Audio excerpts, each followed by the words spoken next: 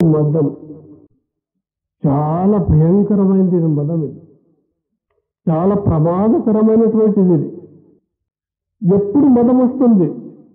ప్రతి మనిషికి ఎప్పుడో ఒకసారి మదం వస్తుంది. ఎప్పుడు వస్తుందంటే ఉన్నదానికంటే కొంచెం ఎక్కువ ఉన్నప్పుడే మదం వచ్చేది. కొంచెం క్వాలిటీ ఎక్కువైన తక్షణం మదం వచ్చేస్తుంది. మామూలుగా జీతం తెచ్చి తింటూ ఉంటే ఏమి రాదు. సడన్ గా ఒక 50,000 1,00,000 లాటరీ తగిలిందంటే అవి స్టార్ట్ అవుతుంది మదం అని. ఉన్నదానికంటే ఎక్కువ ఎప్పుడైతే ఒక దగ్గర ఉంటుందో ఆ నడకే వేరే, ఆ మాటే వేరే, ఆ తీరే వేరే. జేబులో ఏమి లేకున్నప్పుడు ఆ మాటే వేరే, ఎంతో వినయంగా మాట్లాడతారు. పచ్చ నోట్లు జేబులో ఏమైనా పడినా ఒక 10, 20, 50, 100 రూపాయల నోట్లు ఒక 100, 200 పడినాయంటే ఆ టీవీ వేరే, ఆ మాటలే వేరే. ఆ టీవీ వేరే వస్తుంది. వాడు పారాడుతుంటేనప్పుడు ఆ ఏనుగు పారాడినట్లది. అది మదం లక్షణం. అది ఈ మదం 1 కాదు 2 కాదంట, అష్ట మదములు ఉన్నాయంట. 8 మదాలు. మా గురువు గారు కూడా ఒక భక్తుల యొక్క భావాన్ని చెప్తూ పోతూ ఈ రీతిగా చెప్తాడు. ఇంతవరకు పాడారో ఏమో. ప్రణవాధికారుడ పరబ్రహ్మ స్వరూపుడ ప్రేమతో నన్నిప్పుడు చూడని ఒక భక్తుడు అడిగే నివేదంతో ఆ భావాన్ని తెలుపుతూ పోతాడు గురువు. ముందు ఇట్లే చెప్తాడు, అష్టామదముల చేత నష్టమైపోతే దృష్టితో నన్నెప్పుడు చూడు. ఆ మదములు 8 ఉన్నాయి, దాంట్లో నష్టమైపోతున్నాను, నాశనమైపోతున్నాను. స్వామి పరమాత్మ దేవుడా గురుదేవుడా నా పైన దృష్టి పెట్టి చూడప్ప. అష్టామదముల చేత నష్టమైపోతే దృష్టితో నన్నెప్పుడు చూడు. ఈ అష్ట మదాలు ఏవి? దీని గురించి కొంచెం తెలుసుకుందాం. కులమదం మొదటిది, శీలమదం రెండవది, ధనమదం మూడవది, రూపమదం నాలుగవది, యౌవనమదం ఐదవది, విద్యామదం ఆరవది, రాజ్యమదం ఏడవది, తపోమదం ఎనిమిదవది. ఇది శాస్త్రాల్లో శాస్త్రకారులు చెప్తారు. ఇంకా కొంతమందిలో ఇంకొక మదం ఉంటుంది, భక్తి మదం అని. ఆ స్వామికి నేనంటేనే ఇష్టమని, అది కూడా మదమే. ఆ మదం కూడా కొంతమందికి ఉంటుంది. ఆ గురువుకు నేనంటే ఇష్టము, నేను పూజ చేస్తేనే స్వామికి సంతోషము, నన్ను చూస్తేనే స్వామికి ఆనందము, నేను అన్నం పెడితేనే స్వామికి ఖుషి. ఇది కూడా మదంలోకి వస్తుంది. ఇది ఎక్స్ట్రా మదం, ఇది 9వ మదం. ఇది ఈ 8 మదాలు ఉన్నాయి. 8 మదాల గురించి ఒకేసారి ఒకే గంటలో అర్ధగంటలో చెప్పేదానికి సాధ్యం కాదు. కాబట్టి ఎంతవరకు అవుతుందో కొంత చెప్పుకుంటూ పోదామండి. ఒక 4 మదాల గురించి చిన్నగా మాట్లాడుకుందాం.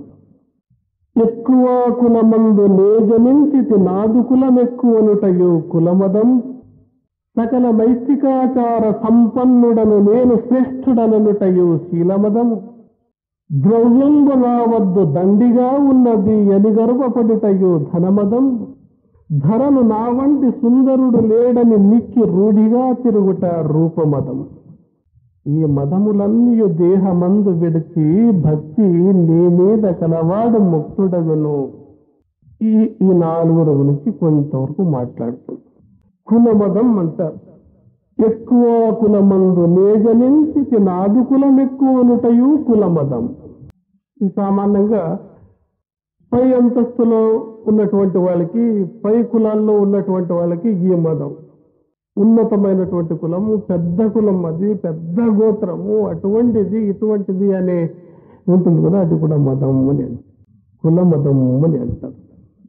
దేవుడు మానవుని సృష్టించాడు, మానవుడు కులాన్ని సృష్టించాడు. దీన్ని బట్టి కూడా దీనిలో కూడా మదం ఉంటుంది, చాలా మందికి ఉంటుంది. అప్పుడప్పుడు అడుగుతుంటాను నేను, ఏంపై ఈడు చూడు సరిపోయింది కదా, వాళ్ళు పెళ్లి చేయకూడదా అని అంటాను. అవి మా కులమేమి స్వామి, వాళ్ళ కులమేమి, మాది పెద్ద కులము, వాళ్ళ చిన్న కులము.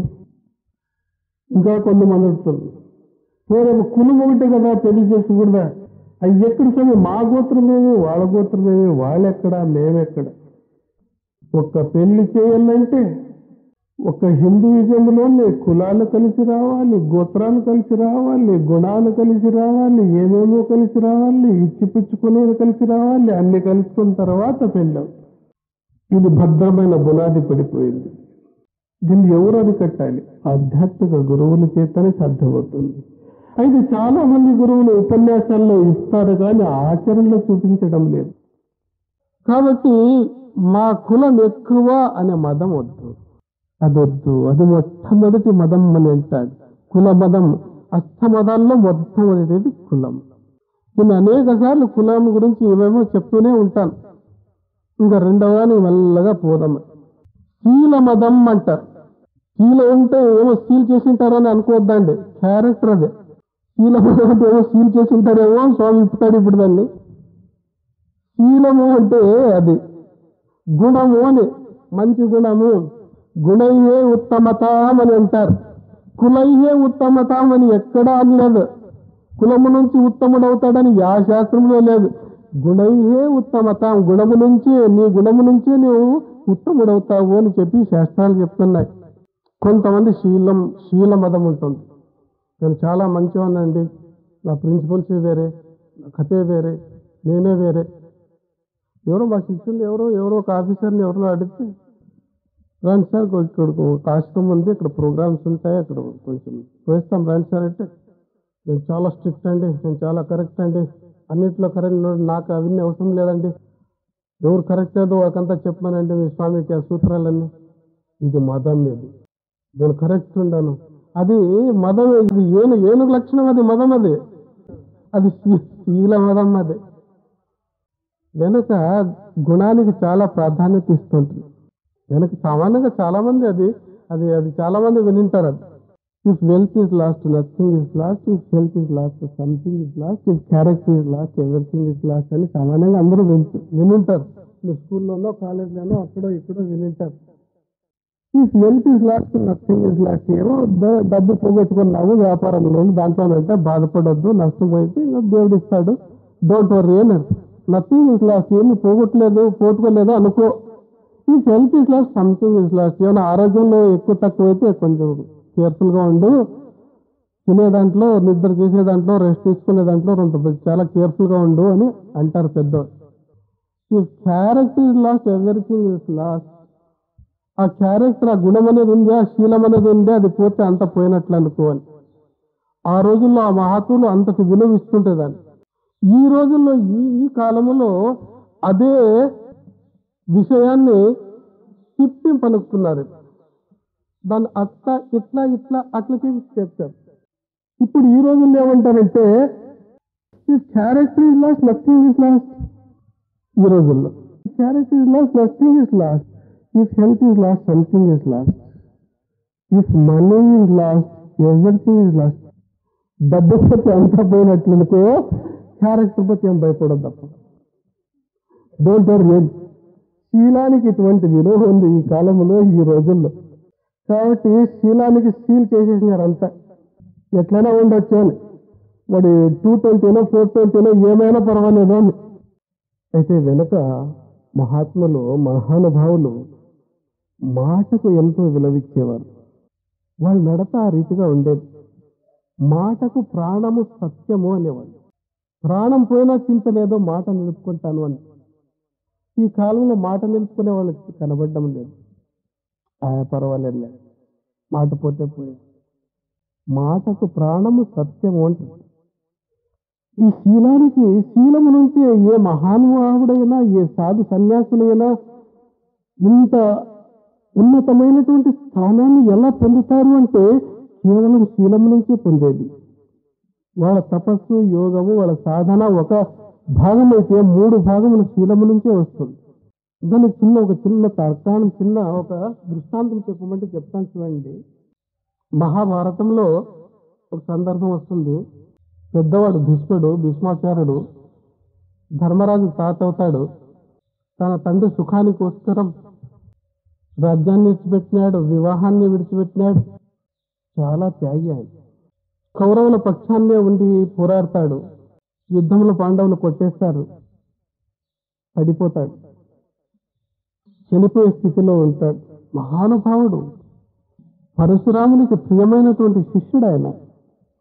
అస్త్ర విద్యలో ఆరితేరినటువంటి వాడు, సర్వధర్మాలు తెలిసినటువంటి వాడు భీష్ముడు.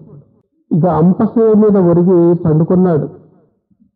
ఉత్తరాయణ పుణ్యకాలం వచ్చే వరకు నేను ప్రాణం ఇచ్చేయలేదు అని ఇచ్చామరణ శక్తి ఉండేది ఆయనకి. అటువంటి స్థితిలో పండుకున్నాడు. కృష్ణుడు ధర్మరాజు దగ్గర పోయి, ధర్మజ ఒక మాట చెప్తాను వింటావా? స్వామి ఏం చెప్పండి? భీష్ముడు చాలా మహానుభావుడు. ఇక ముందు నీవు రాజ్యాన్ని ఎన్నుకోవాల్సి ఉంటుంది, రాజధర్మాల గురించి తెలుసుకోవాల్సి ఉంటుంది. నువ్వు భీష్ముని దగ్గర పోయి వినయంగా అడిగి అన్ని విషయాలు తెలుసుకో, అన్ని ఉపదేశిస్తాడు, నువ్వు పోయిరా అని అంటాడు. అలాగే స్వామి పోయిస్తాను. పోయి నమస్కారం చేసి సపర్యలు చేస్తూ ఆ భీష్ముడి దగ్గర అన్ని విషయాలు అడుక్కుంటూ కూర్చుంటాడు. భీష్ముడు ఆనందంగా సంతోషంగా చెప్తూ వస్తాడు. చివరకు ఒక ప్రశ్న వేస్తాడు ధర్మరాజు. మహాత్మా, శీలం అంటే ఏమిటి? శీలానికి అంత ప్రాధాన్యత ఎందుకు ఇస్తారు? దీని గురించి వివరంగా నాకు కొంచెం చెప్పండి. అప్పుడు అంటాడు భీష్ముడు, నాయనా, దీనికి నేను వెనక జరిగినటువంటి ఒక కథ చెప్తాను. త్రేతాయుగంలో జరిగినటువంటి ఒక కథ చెప్తాను, దాన్ని విను. వెనక ప్రహ్లాదుడు అనేవాడు ఉండేవాడు.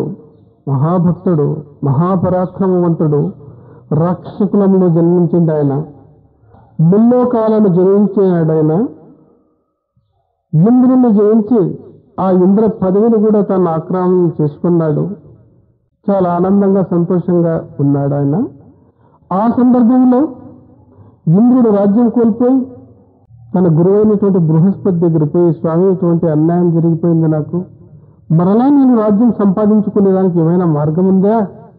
నాకు ఏమైనా దారి చూపిస్తారా అంటే ఆయన చక్కగా ఆలోచన చేసి, సరే దీనికి ఒకే ఒక ఉపాయం ఉంది, ఆ విధంగా చేస్తే నీ రాజ్యం నీకు వాపసు వస్తుంది.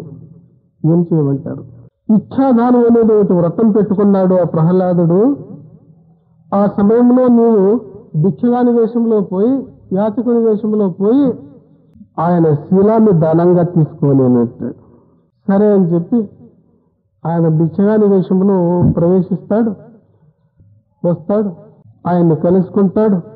సాధారణంగా లోపల తీసుకుపోయి పూజా పునస్కారాలు చేసి ఉచితాసనం మీద కూర్చోబెట్టి అన్ని సపర్యలు చేస్తాడు. అప్పుడు ఇంద్రుడు అడుగుతాడు, రాజా, నీవు ముల్లోకాలను జయించినావు కదా, ఇంతటి పరాక్రమం, ఇంత శక్తి సామర్థ్యం నీకు ఎలా లభించింది? ఆ రహస్యం ఏమైనా చెప్పగలవా అని అంటే ఆయన అంటాడు, ప్రహ్లాదుడు, స్వామి దీంట్లో రహస్యం అంటూ ఏమీ లేదు. శీలం అనేది ఉంది, దాన్ని కాపాడుకుంటూ వస్తున్నాను. చిన్నప్పటి నుంచి ఆ శీలాన్ని రక్షణ చేసుకుంటూ వస్తున్నాను. పెద్దలను గౌరవిస్తున్నాను, స్త్రీలను తల్లిగా భావిస్తున్నాను, ప్రజలను కన్నబిడ్డలుగా చూసుకుంటున్నాను. ఇంతకంటే ఏమి లేదు. అన్ని రాజ్యాలను జయిస్తున్నాను, దీనికి దైవకృప తోడుగా ఉంది అని అంటాడు. సరే, అట్లయితే ఇచ్ఛాదాన సమయంలో వచ్చాను నేను, నీ శీలాన్ని నాకు దానంగా ఇయ్యి అంటాడు. ఏమిటి స్వామి ఇది? నా శీలం తీసుకుని మీరేం చేస్తారు? ఆ విషయం అడగొద్దు, నాకు నీ శీలం కావాలి, ఇస్తావా లేదా? ఆ సమయం చూస్తే ఇచ్ఛాదాన సమయం, అది ఏమడిగితే అది వెళ్ళాలి. సరే అని చెప్పి ప్రమాణం చేసి ఆ శీలాన్ని ఇచ్చేస్తాడు. శీలం నాలో ఉన్నటువంటి శీలం ఇచ్చేస్తున్నాను అని చెప్పి ప్రమాణం చేసి ఇచ్చేస్తాడు. ఇచ్చిన తక్షణం ఒక దివ్యమైనటువంటి తేజస్సు, ఒక వెలుతురు ఆ ప్రహ్లాదుని శరీరం నుంచి బయటకు వస్తుంది. ప్రహ్లాదుడు చూస్తాడు, ఎవరు నువ్వు అంటాడు. నేను నీ శీలాన్ని అంటే, ఎక్కడికి పోతున్నావు? నువ్వు దానంగా ఇచ్చేసావు కాబట్టి ఆ భిక్షకుల్లో ప్రవేశం చేస్తానని చెప్పి ఆ తేజస్సు పోయి వాళ్ళలో చేరుకుంటాడు. ఇంకొక తేజస్సు బయటకు వస్తుంది. ఆశ్చర్యం అవుతుంది. ప్రహ్లాదు, నీవెవరు అంటాడు. నేను ధర్మాన్ని. నీవెక్కడ పోతున్నావు? శీలం ఎక్కడ ఉంటే నేను అక్కడ ఉంటాను. శీలం విడిచి నేను ఉండేకి సాధ్యం కాదు. కాబట్టి ఆ శీలం ఎక్కడ ఏ భిక్షగానిలో పోయిందో దాంట్లోనే చేరుకుంటానని చెప్పి ఆ వెలుతురు కూడా పోయి చేరుకుంటాను. తర్వాత ఇంకొక వెలుతురు వస్తుంది. నీవెవరు అని ప్రశ్నిస్తాడు ప్రహ్లాదు. నేను సత్యం అనేది. నీవెందుకు పోతున్నావు? శీలము ధర్మము ఎక్కడ ఉంటాయో నేను అక్కడే ఉంటాను, కాబట్టి నేను వెళ్ళిపోతున్నా. ధర్మము వెళ్ళిపోయా. ఇంకొక తేజస్సు వస్తుంది. నీవెవరు? నేను శౌర్యం. ఆ మూడు ఎక్కడ ఉంటావో నేను అక్కడే ఉంటాను, కాబట్టి నేను వెళ్ళిపోతున్నా. ఇంకొక అందమైనటువంటి రూపం నిగనిగలాడుతూ శబ్దము చేసుకుంటూ వస్తుంది. ఆ జ్యోతి, ఆ ప్రకాశం చూస్తాడు. నీవెవరు అని ప్రశ్నిస్తాడు. నేను లక్ష్మి అని అంటుంది. నేనే సిరి. నీవెందుకు వెళ్ళిపోతున్నావు? శీలం, ధర్మం, సత్యం, శౌర్యం ఎక్కడ ఉంటాయో నేను అక్కడే ఉంటాను, కాబట్టి నేను వెళ్ళిపోతున్నాను. కైపు అన్నీ పోయి ఆయనలో చేరుకున్న తర్వాత తక్షణం ఆయనకు బలం వచ్చా, తగ్గిపోయా, ఎక్కిపోయా, మళ్ళీ ఆయనకి ఇంద్రపతి వచ్చేసి. భీష్ముడు చెప్తాడు, శీలానికి ఎంత విలువ ఉంటుంది. ఆ శీలం యొక్క విలువనే భారతదేశానికి స్వాతంత్రం రావాలి అంటే గాంధీ మహాత్ములు ఏమున్నది? శూమంత్రం చేసేవాడా? నువ్వు అష్టసిద్ధి ఉండేవా? ఏమి లేదు. మళ్ళీ ఏముంది మహాత్మా గాంధీలో? శీల నిర్మాణం, క్యారెక్టర్ బిల్డింగ్ ఉండేది. దాని నుంచి లక్షలాది మంది ఆకర్షితులవుతుంది. ఆ గుణం చేతనే భారతదేశానికి స్వాతంత్రం తెప్పించాడు మహాత్మా. శీలానికి అటువంటి విలువ ఉంటుంది. అందుకే అమల్ సే జిందగీ బంతి హై. ఆచరణ, ఆ మంచి ఆచరణ కావాలి అని అంటారు. అమల్ సే జిందగీ బంతి హై, జన్నత్ బి జహన్నం బి. కాఫీ అప్నే ఫితరత్ మే నా నూరి హై నా నారి హై. పనికిరాని ఈ దేహంలో ఏముంది? శీలం ఉంటేనే, మంచి ఆచరణ ఉంటేనే. ఆ ఆచరణకే లేకపోతే ఈ దేహం విలువేముందయ్యా అని అంటారు. మహాత్మ మాట చూడండి. కాబట్టి దాన్ని కాపాడుకోవాలి. మదం వద్దు. అది నేను గొప్పవాడిని, నేను చాలా మంచివాడిని, నేను చాలా సత్యవంతుణ్ణి, నా శీలం గొప్పది, ఈ మదం వద్దు. శీలం కావాలి, మదం వద్దు. అయితే నేటి కాలంలో శీలం ఉందా? ఎక్కడండి శీలం? అదే చెప్పాను కదా, సీల్ వేసేసినారు ఆ శీలాన్ని. అది ఎవరు వచ్చి ఓపెన్ చేస్తారో ఏం అర్థమే కాదు. కాలేజీకి 6 పిల్లలు పంపిస్తుంటారు, చేతి మీద గాజులు కూడా ఉండవు. నేను కాలేజీలో అడుగుతున్నా, నువ్వు అమెరికాలో పుట్టినావా, నువ్వు జపాన్లో పుట్టినావా అని అడుగుతుంటాను కాలేజీ. ఇది భారతదేశము, దీనికి ఒక సంస్కృతి ఉంది. శీల నిర్మాణం కావాలా? ఏమిది మీ ఆడంబరాలు, ఏమి అట్టహాసాలు? గాజులు వేసుకోకూడదా? చుక్కు పెట్టుకోకూడదా? ఏమి రాక్షస అవతారాలు? ఈ మనిషి రాక్షస అని అడుగుతుంటాను, క్లాసుల్లో అడుగుతుంటాను. శీల నిర్మాణం లేదు. ఫ్యాషన్, అంతా ఫ్యాషనే. Fashion fashion fashion fashion. ఈరోజు సినిమా చూసినామంటే రేపు ఆ ఫ్యాషన్ కావాలి. ఈరోజు ఏమైనా మీసం కట్ చేసినాడు హీరో అంటే అదే మీసమే కట్ చేయాలి. వాడు పొద్దున్నే పోవాలో అది కట్ చేయాలి. అది వాడు ఎన్ని చేపలు చేసి ప్యాంట్ వేసింటాడు అట్లదే కావాలా ప్యాంట్. అది ఎన్ని చేపలు వేసి షర్ట్ వేసింటాడు అదే కావాలి. శీల నిర్మాణం ఇది. ఓ పెళ్లి కొడుకు పెళ్లి కుదిరించినారు. పెళ్లి కూతురు పోయి చెప్పినాడు, ఎట్లా పెళ్లి కొడుకు ఎట్లా చేతులు, చాలా మంచివాడు, ఉన్నతమైనటువంటి వాడు, అటువంటి వాడు, ఇటువంటి వాడు, అటువంటి వాడు, అటువంటి వాడు, ఆడాలేడు. ఆ ఊర్లో అటువంటి వాడు ఎక్కడా లేదు, దొరకడు. నీ అదృష్టం బాగుంది అంటే వాళ్ళన్ని వివరాలు అడుక్కుంటూ వచ్చారు. చాలా సంతోషం అండి. ఏం పని చేస్తాడండి? బ్యాంకులో పెద్ద ఆఫీసర్. ఆయన బ్యాంకులో ఆఫీసరా? చాలా సంతోషం అండి. సరే 5 గంటలకు ఆఫీస్ అయిపోతుంది. 5 గంటలు అయిపోయి ఆఫీస్ అయిన తర్వాత వాళ్ళు ఏటికి పోతారండి? ఇంటికి పోతారు. తర్వాత ఇంట్లో ఏం చేస్తారండి? ఇంట్లో ఏం చేస్తారు? ఇంట్లో ఏం చేస్తే ఏం పని ఉండదు. ఇంకా పెళ్లి కాలేదు కదా, ఊరికే బోర్ కొడుతుంది, అట్లా క్లబ్కి పోతాడు అంతే, ఇంకేం లేదు. చాలా మంచివాడు ఆయన. క్లబ్కి పోతాడా? క్లబ్కి పోతాడు. అందరూ క్లబ్కి పోతారు, దాంట్లో ఏముందని తప్పు? అది ఫ్యాషన్ అయిపోయింది. క్లబ్కి పోతాడా? క్లబ్లో ఏం చేస్తాడు? క్లబ్లో ఏం చేసేది? పేపర్లు చూస్తాడు, అది ఇది చూస్తాడు. చాలా బోర్ అయిపోయిస్తుంది. ఇక ఫ్రెండ్స్ అంతా వచ్చింటారు, అంతా కూర్చుంటారు. కూర్చొని ఏముంది? ఎందుకు గాబరా ఎందుకు పడతాడు? ఏం లేదు, ఇస్పెట్టలు ఆడతాడు, ఇంకేం చేసేలేదు. ఏమంత గాబరా పడతారు? ఇస్పెట్టలు ఆడతాడా? చాలా మంచివాడు, ఇస్పెట్టలు ఆడతాడు. అంతే, ఇస్పెట్టలు అడిగేది ఇంకేమాడదు. డబ్బులు కట్టి ఆడతాడా? ఊరికి ఆడతాడా? వీళ్ళ ఆట వీళ్ళ కైలు ఊరికి చిన్న పిల్లాడు అనుకుంటారు. ఏం బుద్ధి ఉందా మీకు? చిన్న పిల్లాడా? ఆగిస్తారు ఆయన. ఏమో 40-50 రూపాయలు అట్లా ఆడతాడు. గెలిస్తే 1000 రూపాయలు గెలుస్తాడు, ఓడిపోతే 2000 ఓడతాడు, ఇంటికి వస్తాడు. తర్వాత ఏం లేదు. సంతోషంగా గెలిచినాడు, ఇంటికి హాయిగా వచ్చి బాగా తిని పండుకుంటాడు. ఓడిపోయినాడు, ఇక బాధ ఎక్కువైపోయి ఉంటుంది. ఒక 2 ప్యాకెట్ సిగరెట్ తాగుతాడు. ఎక్కువేం తాగలేదు ఆయన. ఆ బాధ ఎక్కువైతుంది. 2 ప్యాకెట్ సిగరెట్ తాగుతాడు. 2 ప్యాకెట్ సిగరెట్ తాగుతాడా? అప్పుడు తాగుతాడా? సిగరెట్ తాకున్నాడు ఎవడా ఈ కాలంలో? ఏం మాట్లాడతామాట? బుద్ధి ఉందా లేదా? పోనీ సిగరెట్ తాగినా పర్వాలేదు, ఇంకేమైనా ఉన్నాయా? ఇంకేం లేదు. ఇంటికి వస్తాడు, ఆ ఓడిపోయింది చింత ఉంటుంది, దానికి 2 మంది వేసుకొని పండుకుంటాడు. ఇంకేం లేదు. ఎంత చేసేది ఇంకేం చేయదు. మంచివాడు, చాలా మంచివాడు. శీల సంపద చాలా మంచివాడు. Very good character. ఇది శీల సంపద ఈ కాలంలో. కాబట్టి మనిషికి చాలా ముఖ్యమైనటువంటిది శీలం. దాన్ని రక్షణ చేసుకోవచ్చు. పురుషుల కంటే చాలా ముఖ్యమైనటువంటిది శీల నిర్మాణం స్త్రీలకు చాలా ముఖ్యం. ఎందుకంటే అంటారు, ఒక స్త్రీకి ఏమైనా మంచి మాట చెప్తే కంప్లీట్ ఆ కుటుంబానికే మంచి మాట చెప్పినట్లు అని చెప్పి మహాత్ములు చెప్తారు. కుటుంబమే ఉద్ధరించబడుతుందంట. స్త్రీలకు అటువంటి మహత్తరమైన శక్తి ఉంది. శక్తి ఇప్పుడు తగ్గిపోయింది అంతే.